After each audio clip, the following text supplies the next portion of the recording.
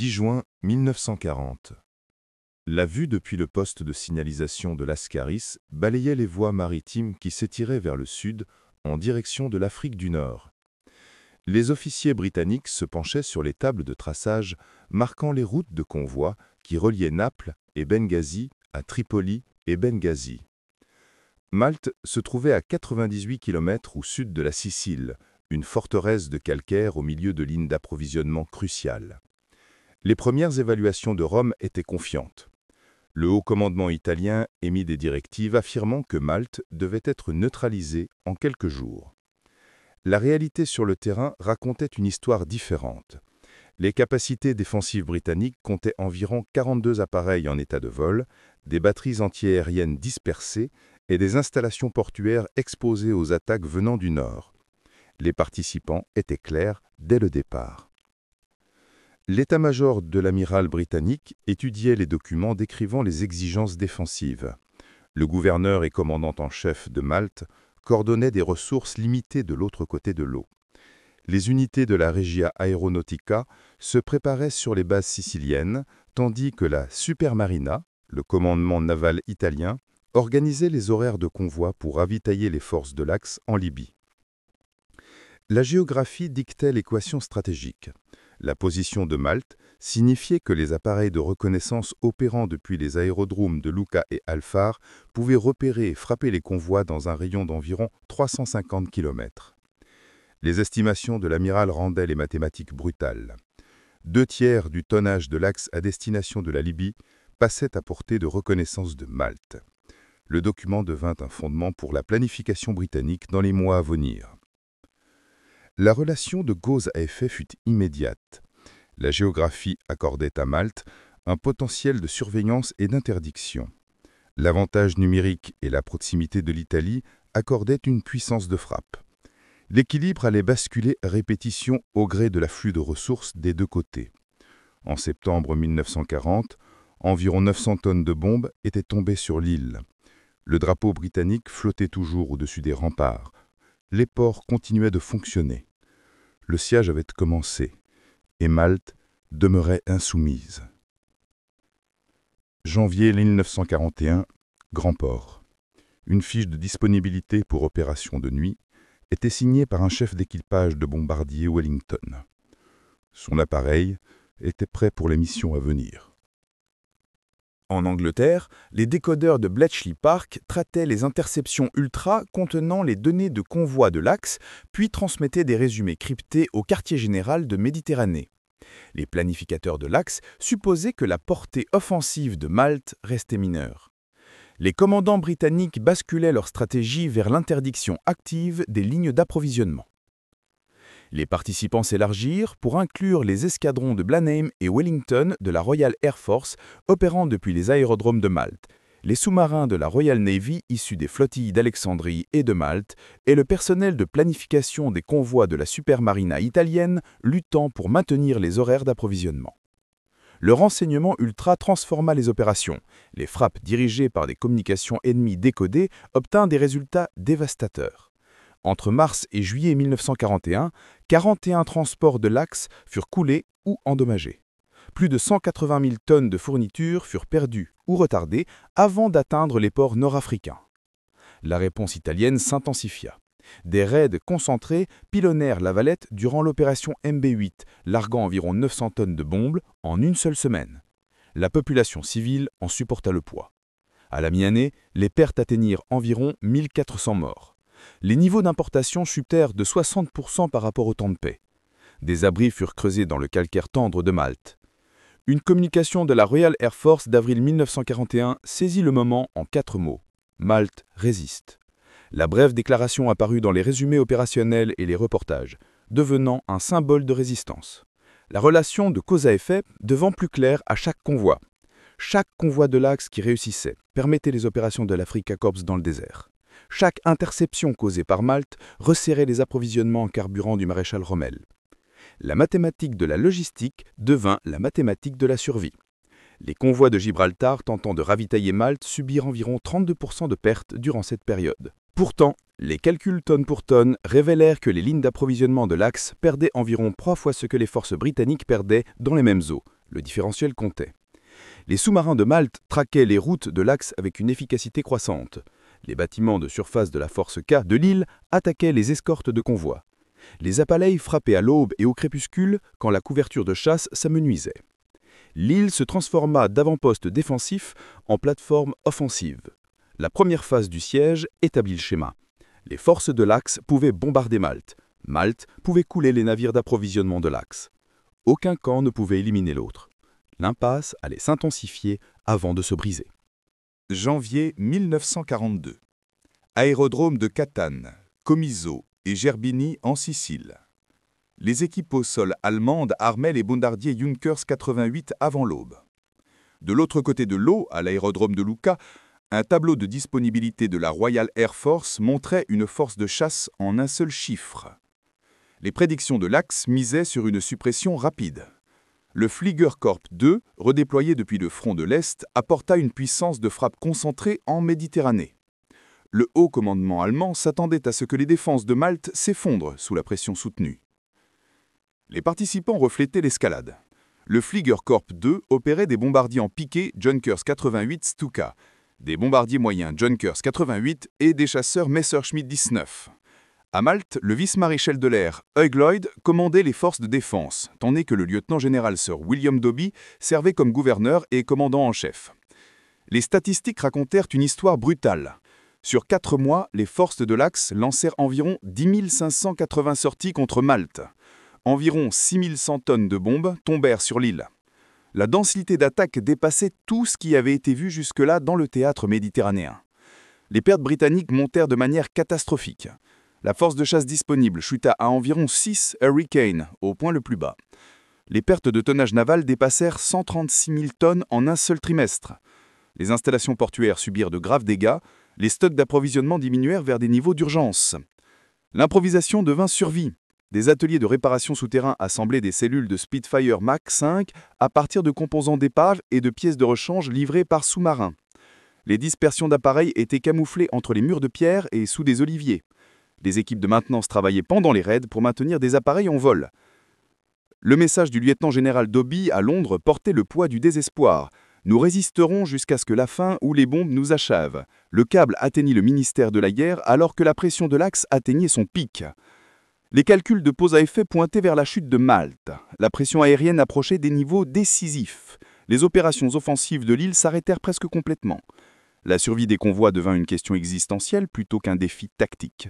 Les ingénieurs de la Luftwaffe étudiant les évaluations de dégâts estimaient 3 semaines pour faire taire Malte. Leurs calculs se révélèrent corrects pour mesurer la faiblesse de Malte.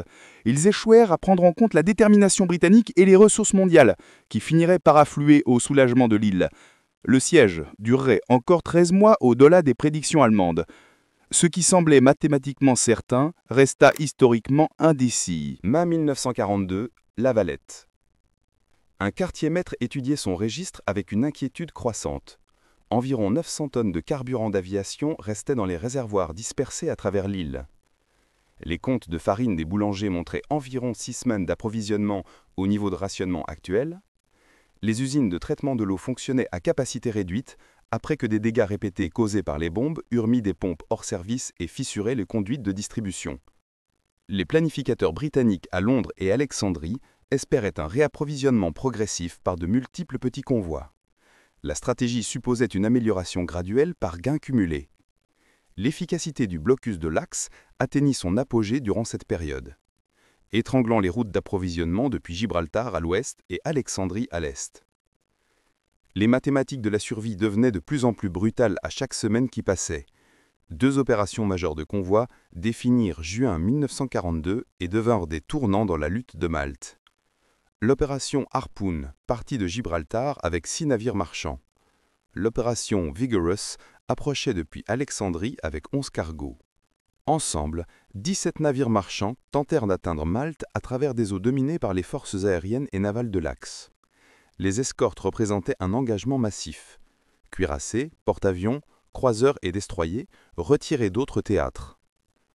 Le manifeste de cargo représentait la dernière marche de survie de Malte avant que la capitulation ne devienne inévitable. La réponse de l'Axe mobilisa la force maximale disponible à travers la Méditerranée centrale. la Regia Aeronautica et la Reggio Marina coordonnèrent des attaques sophistiquées avec des U-boats de la Kriegsmarine positionnés le long des routes de convoi prévues. Plus de 700 sorties ciblèrent les convois durant leur passage. Les vedettes torpilleurs italiennes MAS et les E-boats chassaient dans les eaux étroites entre la Sicile et la Tunisie, où l'espace de manœuvre disparaissait. Les sous-marins enregistrèrent environ 9 naufrages par attaque à la torpille contre les cargos et les escortes. Seulement 2 navires marchands des opérations combinées atteignirent le grand port. Le pétrolier Kentucky de la Harpoon et le cargo Orari du Vigorous entrèrent au port en piteux état. 15 navires reposèrent au fond, emportant la nourriture, les munitions et le carburant dont Malte avait désespérément besoin. Des milliers de tonnes de fournitures disparurent sous la Méditerranée avec des centaines de marins marchands et de personnel naval. Le rationnement civil se resserra au-delà des niveaux de durabilité précédemment envisagés. Les rations quotidiennes de pain tombaient à 280 grammes par personne. Les opérations de nuit de la Royal Air Force furent réduites pour conserver des stocks de carburant qui se mesuraient en jours plutôt que dans semaines. La puissance de frappe de l'île contre les convois de l'Axe s'évapora, alors que les réserves de carburant tombaient vers le zéro opérationnel. Une estimation du cabinet de guerre datée du 1er août 1942 exposa le calendrier avec une clarté brutale.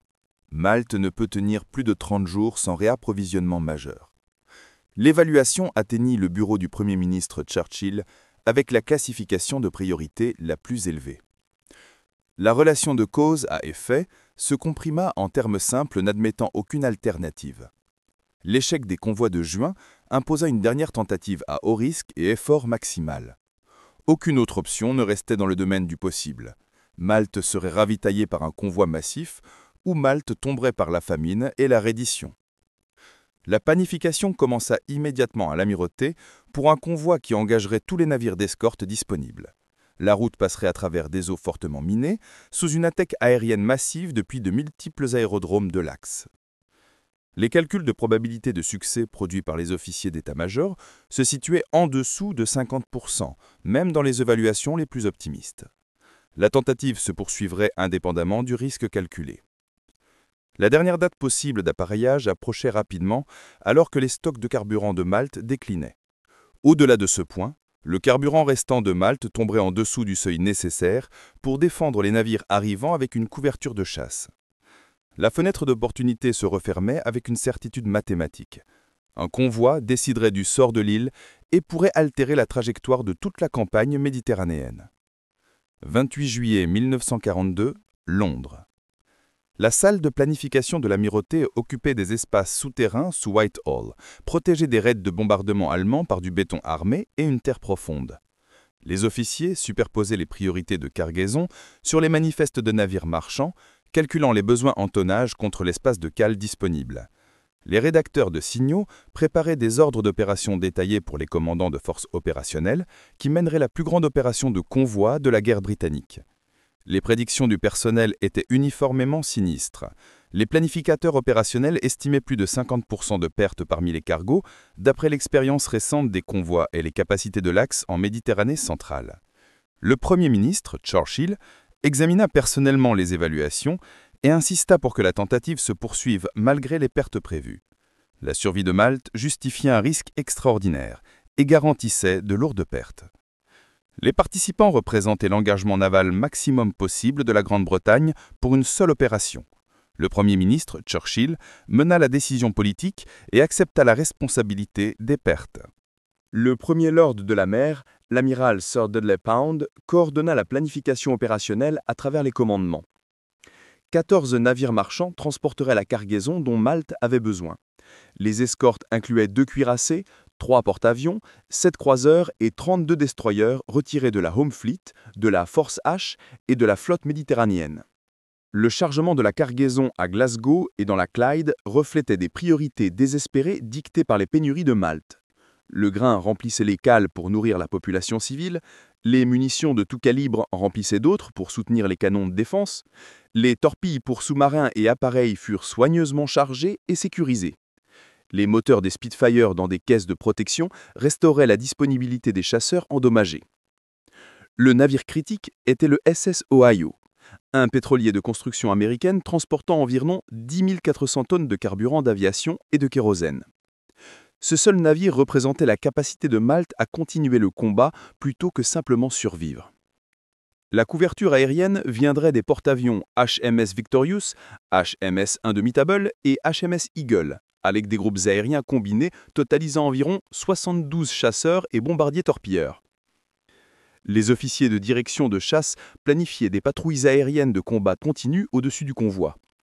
Les appareils des porte-avions feraient face à des nombres écrasants une fois le convoi entré dans le passage étroit de la Méditerranée centrale entre la Sicile et la Tunisie, où les aérodromes de l'Axe pouvaient maintenir des taux de sortie massifs. Les préparatifs de l'Axe bénéficièrent du renseignement par signaux qui détecta leur accumulation.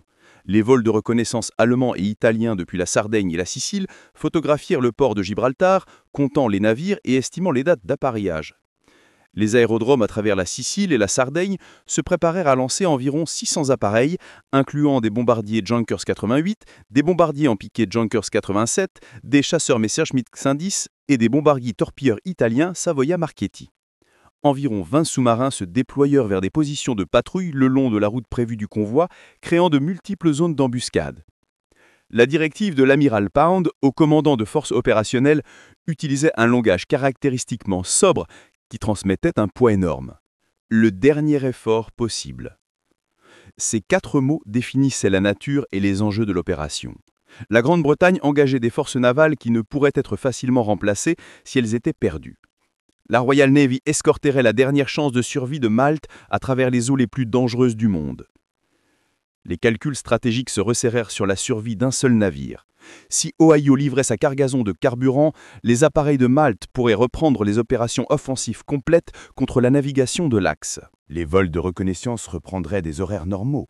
Les sorties de frappe contre les convois de l'Axe reprendraient à l'intensité précédente.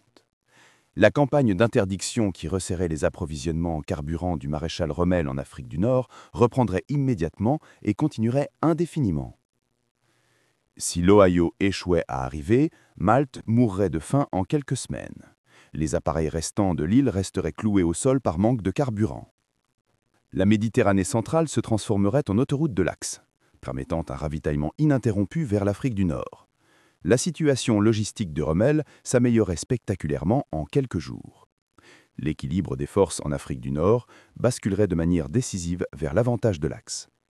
Les critères de succès se cristallisèrent en une simplicité mathématique brutale n'admettant aucune ambiguïté. Si l'Ohio arrive, Malte se bat. Si l'Ohio coule, Malte meurt de faim. 14 navires marchands appareillèrent de Gibraltar.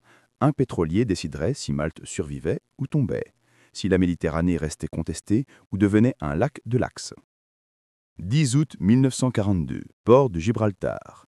Les télégraphes de salle des machines sonnèrent en avant-tout alors que les hélices mordaient dans l'eau méditerranéenne. Les salles radio enregistraient les relavements de radioganométrie haute fréquence, alors que le convoi se formait en colonne. Les vigies braquèrent leurs jumelles vers l'horizon est, scrutant le sommet des vagues à la recherche de sillages de périscope, qui indiqueraient un contact sous-marin. Les commandants d'escorte s'attendaient d'abord au contact sous-marin, d'après les évaluations du renseignement. La menace réelle arriverait sous forme coordonnée et échelonnée. Sous-marins attaquant depuis les profondeurs, puis attaques aériennes massives depuis la Sicile et la Sardaigne, puis vedettes torpilleurs de surface dans l'approche finale étroite vers Malte, où la marge de manœuvre disparaissait. Le premier coup arriva avec une rapidité choquante le 10 août en début d'après-midi. Le sous-marin allemand U-73 manœuvra en position d'attaque parfaite au nord d'Alger. Les torpilles frappèrent le porte-avions HMS Eagle sur le flanc bâbord. Le porte-avions gîta lourdement sur bâbord et coula dans les 8 minutes suivant l'impact initial.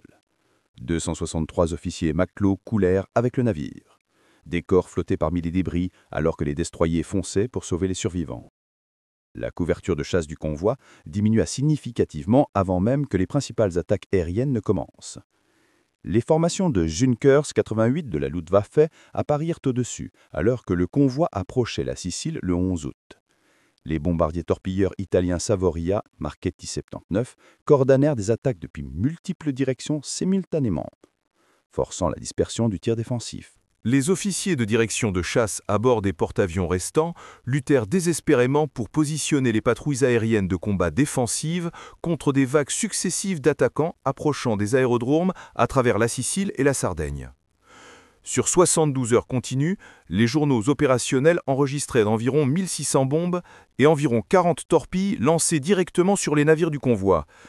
L'écran défensif absorba un châtiment énorme, conçu pour submerger les escortes avant de détruire les marchands. Le croiseur HMS Nigeria prit des dégâts de torpilles qui le mirent hors formation. Le croiseur HMS Cairo absorba des impacts de bombes qui causèrent des incendies incontrôlables. Les destroyers absorbèrent des quasi-coups directs qui déformèrent les tôles et brisèrent l'équipement. Le treillis protecteur s'affaiblit progressivement à chaque attaque réussie. La couverture de chasse se dégrada de manière critique alors que le convoi se déplaçait à l'est de la Sicile, dans les eaux les plus étroites. Les appareils des porte-avions opéraient à la portée maximale possible depuis leur pont. Les patrouilles aériennes de combat s'amenuisèrent à des niveaux dangereux. Les bombardiers le Lax pressèrent les attaques avec une interférence décroissante des chasseurs défensifs qui manquaient de carburant et de munitions. Le 12 août apporta les attaques les plus intenses. Les bombardiers en piqué et les bombardiers torpilleurs coordonnèrent des frappes qui submergèrent les défenses par le simple nombre. Cargo après cargo subit des dégâts fatals. Le cargo Deucalion brûla et coula. Le pétrolier Ohio prit ses premiers coups mais resta à flot. L'Empire Hope explosa spectaculairement quand des bombes pénétrèrent les soutes des munitions. Le Brisbane Star s'éloigna en claudiquant, endommagé mais toujours en mouvement. Un rapport après-action déposé par un capitaine de destroyer saisit l'intensité soutenue. Attaque aérienne continue de midi au crépuscule. La brève notation apparut dans des douzaines de journaux de bord documentant une pression implacable qui ne donna aucun répit aux défenseurs pour le repos ou la réparation. Les équipes de canons servaient les armes jusqu'à la surchauffe des tubes. Les équipes de contrôle d'avarie combattèrent les incendies continuellement. Les mathématiques d'attrition basculèrent de manière décisive contre la survie du convoi en tant que formation fonctionnelle. Le 13 août, 9 des 14 navires marchands originaux étaient partis. Les torpilles, les bombes et les incendies incontrôlables réclamèrent les navires un par un. La cargaison qui aurait soutenu Malte s'installa lentement sur le fond méditerranéen, dans une eau trop profonde pour le sauvetage. Des milliers de tonnes de nourriture, munitions et carburant furent perdus. Le navire de cargaison décisif, le pétrolier SS Ohio, resta à flot, mais catastrophiquement mutilé. Pénétration directe de bombes à travers le blindage de pont dans les espaces de cargaison. Explosion de quasi-coups directs de mines qui déformèrent les cadres structurels. Les moteurs du pétrolier tombèrent complètement silencieux. Les systèmes de direction échouaient totalement. Les tôles de pont se déformaient visiblement sous le stress accumulé. Les critères standards abandon de navire établis par les réglementations maritimes avaient été sans ambiguïté atteints. Le capitaine Dudley Matson examina les rapports d'avarie avec ses officiers et choisit de se battre pour la survie de son navire plutôt que l'abandonner à la mer. Cette seule décision allait finalement déterminer si Malte continuait une résistance organisée ou tombait par la famine et la reddition en quelques semaines. 13 août 1942, au sud de la Sicile. Un officier de contrôle des avaries lut méthodiquement la liste des dégâts au capitaine Matson sur la passerelle endommagée de l'Ohio. 2 impacts de torpilles confirmés sous la ligne de flottaison. Une pénétration directe de bombes à travers le pont. Une détonation de mines le long de la coque. Moteurs principaux complètement silencieux et irréparables en mer. Système de direction compromis au-delà de toute capacité de réparation à bord. Éléments structurels déformés sur toute la longueur de la coque, menaçant un effondrement progressif. L'attente contre la réalité créa le moment décisif. Les procédures opérationnelles standards établies par la pratique maritime et les réglementations navales appelaient un abandon immédiat. Le capitaine Dudley Matson examina la situation tactique et choisit de rester à bord malgré tous les critères d'abandon de navire atteints. La cargaison du pétrolier signifiait la survie immédiate pour la population et l'armée de Malte. Sans ce carburant d'aviation atteignant les réservoirs côtiers, l'île tomberait aux forces de l'Axe en quelques semaines. Les destroyers HMS Ledbury, HMS Penn et HMS Braham manœuvrèrent aux côtés du pétrolier mutilé et à la dérive dans une évolution de manœuvre sans précédent. Le désespoir rencontra l'innovation en pleine mer. Les destroyers se marrèrent littéralement au flanc de l'Ohio avec de lourds câbles et cordages utilisant la coque du pétrolier sans puissance comme un radeau tout en fournissant la propulsion par leur propre moteur et capacité de direction. Les équipes de lutte contre l'incendie des destroyers travaillèrent continuellement pour contenir les brasiers dans les espaces de cargaison où les vapeurs de carburant créaient un risque d'explosion. La navigation à travers des eaux commues pour être minées progressait lentement sous attaque aérienne intermittente depuis la Sicile. Les appareils de reconnaissance de l'axe suivaient le groupe se déplaçant lentement et radiotélégraphièrent les positions au coordinateur de frappe. Les appareils de frappe allemands et italiens arrivèrent périodiquement tout au long du 14 août, tentant de finir ce qui semblait être un navire moribond qui coulerait inévitablement. Le tir défensif des destroyers repoussa les attaquants à répétition, mais les quasi-coups directs causèrent des dégâts supplémentaires progressifs à la structure affaiblissante de l'Ohio. Le voyage depuis le passage sicilien vers le sud jusqu'à Malte s'étira sur 3 jours qui semblèrent subjectivement 3 semaines aux équipages épuisés. Le progrès se mesurait en centaines de mètres par heure plutôt qu'en nœuds. L'Ohio s'enfonçait progressivement plus bas dans l'eau, alors que l'inondation se répandait à travers les compartiments endommageants plus rapidement que les pompes ne pouvaient contrôler. Les pompes tournèrent continuellement jusqu'à épuisement du carburant. Les soudeurs tentèrent de sceller les brèches avec l'équipement apporté des destroyers. Le pétrolier resta précariant à flot par pure détermination et improvisation désespérée plutôt que par capacité technique. 15 août 1942. Tôt le matin. La lumière d'aube révéla la silhouette distinctive des fortifications historiques de la Valette. La formation du convoi mutilé, consistant en 3 destroyers et un pétrolier, rampa vers l'entrée du grand port à peine 2 nœuds. Des foules se rassemblèrent spontanément sur les bastions et les toits surplombant l'entrée du port. Les cloches des églises sonnèrent à travers l'île, annonçant l'arrivée du convoi. La longue veille anxieuse approchait de sa conclusion incertaine. L'Ohio entra au port avec le pont principal et une gîte progressive augmentant vers l'angle de chavirement. Les équipes d'amarrage sécurisèrent les lignes, tandis que les opérations de pompage commencèrent immédiatement malgré une défaillance structurelle évidente dans toute la coque du pétrolier. Un témoin oculaire de l'amirauté saisit plus tard la scène désespérée en termes mémorables et brutaux. Le carburant se déversait dans le port comme si le navire le saignait. Environ 900 tonnes de carburant d'aviation et de kérosène atteignirent les réservoirs de stockage côtier avant que l'Ohio ne s'installe finalement sur le fond du port. Une perte totale constructive, mais un succès stratégique. La relation de cause à effet se manifesta en quelques heures après la livraison du carburant. Les dispersions d'appareils aux aérodromes de Lucca, Tacali et Alfar reçurent des livraisons de carburant d'urgence par camion. Les chasseurs Spitfire subirent un entretien et un ravitaillement rapide.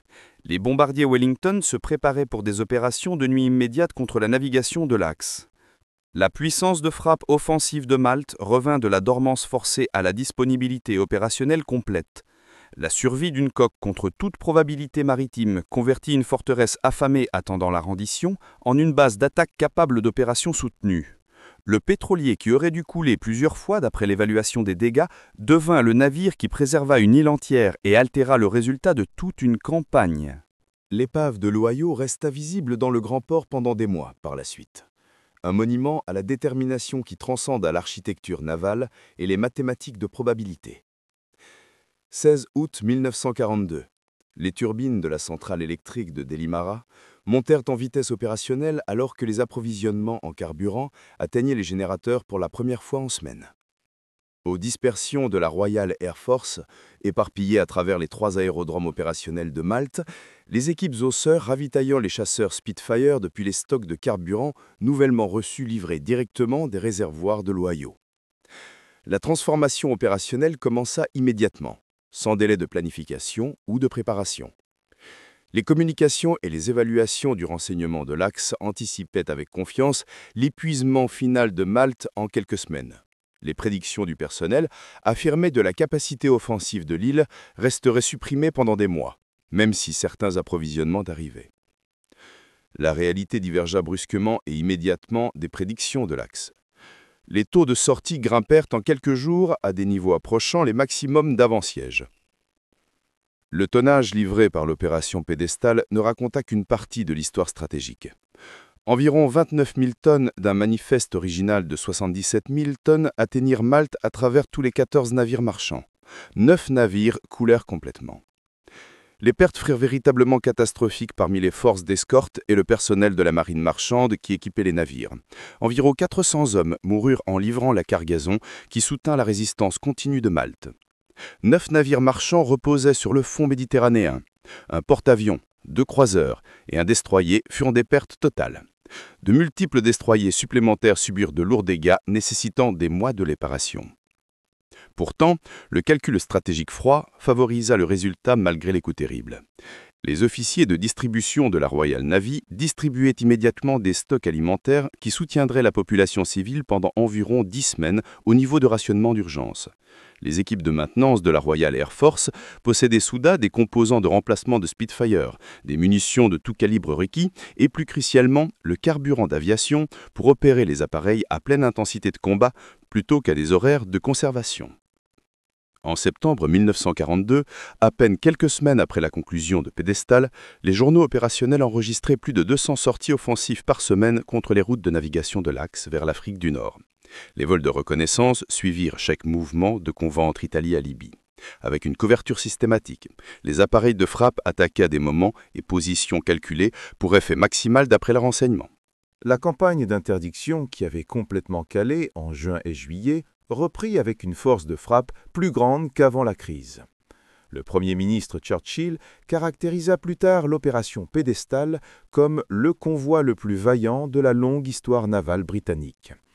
L'expression apparut en bonne place dans ses mémoires de guerre en plusieurs volumes et devint la description historique durable de l'opération. La caractérisation superlative correspondait de manière appropriée tant aux coûts non payés qu'à la réalisation stratégique gagnée.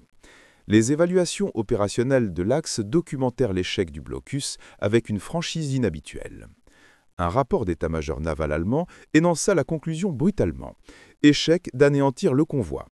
Les planificateurs allemands et italiens avaient engagé la force maximale disponible à travers le théâtre méditerranéen central. Ils avaient coulé la majorité des navires marchands. Les résultats opérationnels tombèrent encore fondamentalement en deçà des exigences stratégiques. Malte survécut et reprit les opérations offensives. Les relations de cause à effet ondulèrent vers l'extérieur depuis le grand port à travers tout le théâtre méditerranéen. Les stocks de carburant et de munitions réactivèrent les opérations de cycle de reconnaissance et de frappe. Les Spitfire de reconnaissance photographique documentèrent les mouvements de convoi de l'Axe avec précision.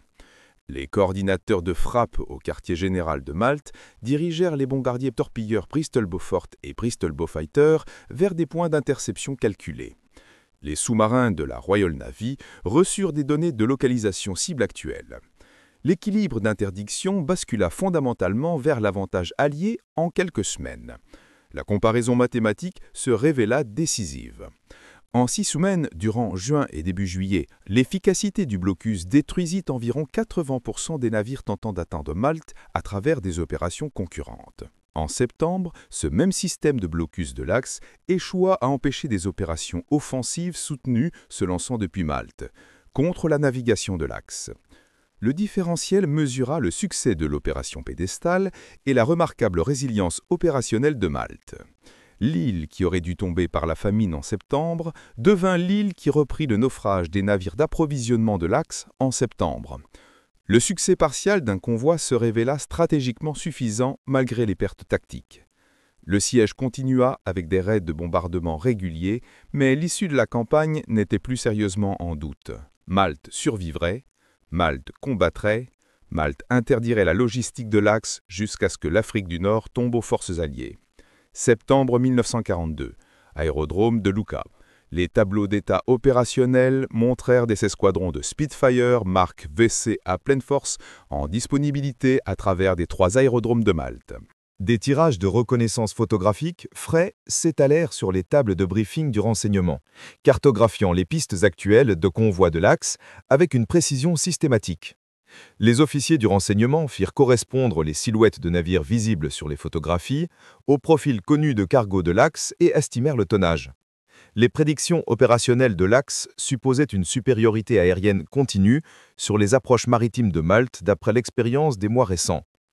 Les données de pertes au combat, compilées de septembre à novembre 1942, montrèrent la tendance opposée.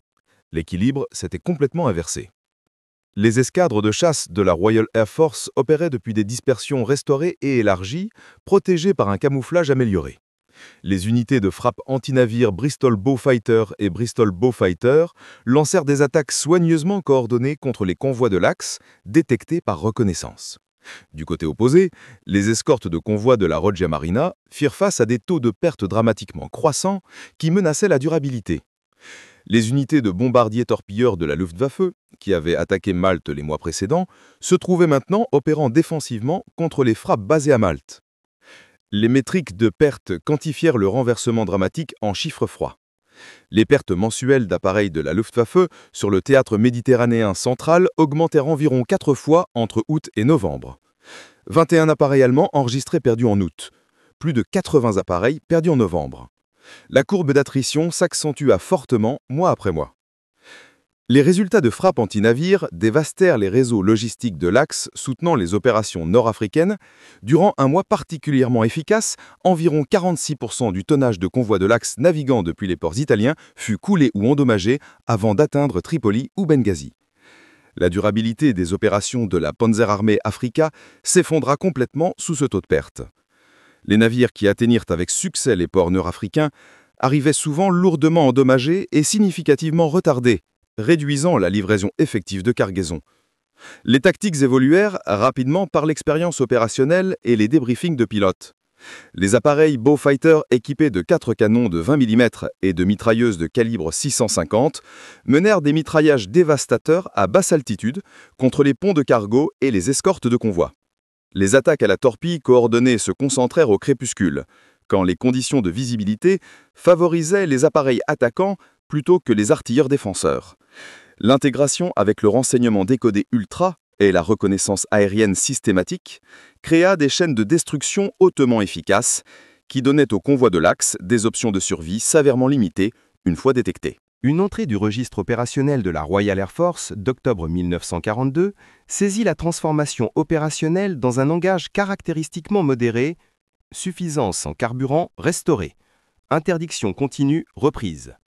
Ces 8 mots décrivirent un basculement stratégique à l'échelle du théâtre, qui résonna à travers les opérations méditerranéennes et affecta directement les campagnes terrestres en Afrique du Nord. La fiabilité opérationnelle des convois pour les forces de l'Axe s'effondra progressivement sous les frappes soutenues basées à Malte et les opérations de sous-marins de la Royal Navy. Les navires marchands qui naviguèrent depuis Naples, Tarente ou Brindisi firent face à une probabilité statistique décroissante d'arrivée réussie. Les cargaisons soigneusement chargées dans les ports italiens firent face à une probabilité progressivement décroissante d'atteindre les dépôts d'approvisionnement avancés de l'Africa Corps. Les mathématiques de la logistique basculèrent de manière décisive contre les opérations de l'Axe à travers l'Afrique du Nord. Des statistiques mensuelles spécifiques illustrèrent la crise. Les livraisons d'octobre 1942 vers la Libye tombaient en dessous de 4 500 tonnes, contre des exigences opérationnelles dépassant constamment 36 000 tonnes. Le déficit d'approvisionnement était mathématiquement décisif pour des opérations militaires soutenues. Aucune armée de campagne de la taille de la Panzerarmee Afrika ne pouvait soutenir des opérations offensives ou même des opérations défensives robustes avec un déficit d'approvisionnement de 90% accumulé mois après mois. Chaque tonne de carburant d'aviation que le pétrolier Ohio livra à Malte, en août multiplia par effet de levier opérationnel en plusieurs tonnes d'approvisionnement refusées aux forces de l'Axe à travers la campagne d'interdiction, reprise et soutenue de Malte. Le rapport de levier stratégique favorisait massivement les opérations offensives de Malte. Le siège qui échoua à faire taire Malte permit la campagne d'interdiction qui affama progressivement la Panzerarmee Afrika. Le siège continua formellement avec des raids de bombardement sporadiques contre Malte tout au long de l'automne 1942. Le vainqueur opérationnel devenait mathématiquement clair à travers les statistiques de pertes maritimes. Malte survécut, Malte riposta, Malte contrôla les voies maritimes centrales de la Méditerranée qui déterminèrent l'issue de l'Afrique du Nord. Octobre 1942, front d'El Alamein, désert occidental, Un officier quartier-maître allemand présenta des calculs d'approvisionnement minutieux à l'état-major du quartier général de la Panzer Armée Africa. Le carburant opérationnel actuellement disponible dans le dépôt avancé suffit pour 4 jours d'opérations de combat au niveau d'intensité planifié. Le seul chiffre numérique définit et contraignit toute possibilité opérationnelle. L'attente contre la réalité logistique créa une crise stratégique insoluble. La planification opérationnelle de l'Africa Corps supposait une guerre de manœuvres mobiles, exploitant la supériorité blindée et l'initiative tactique. La réalité de la pénurie de carburant imposa une défense positionnelle statique et contraignit sévèrement les retraits tactiques. La disponibilité en carburant limita chaque option de combat, du contre-attaque au renforcement à la retraite stratégique. Les participants reflétèrent la convergence des chaînes de cause à effet à l'échelle du théâtre. Le général Erwin Rommel commandait les forces de la Panzer Army Africa, tenant des positions défensives. Le général Bernard Montgomery commandait la 8e armée britannique, préparant des opérations offensives majeures. Entre les commandants de campagne opposés, des officiers d'approvisionnement anonymes et des coordinateurs d'interdiction basés à Malte déterminèrent quelles opérations devinrent pratiquement possibles indépendamment de la planification tactique. Les mathématiques d'approvisionnement en carburant menèrent les décisions opérationnelles plus que les considérations tactiques. Les livraisons systématiquement réduites par les frappes aériennes basées à Malte et les actions de sous-marins de la Royal Navy empêchaient l'accumulation de stocks au-delà des besoins au jour le jour. Les logisticiens de l'Africa Corps ne purent soutenir de coups blindés de contre-attaque ou des opérations de défense mobile soutenues. Les opérations offensives restèrent théoriquement possibles dans les documents de planification, mais pratiquement impossibles étant donné la disponibilité réelle du carburant.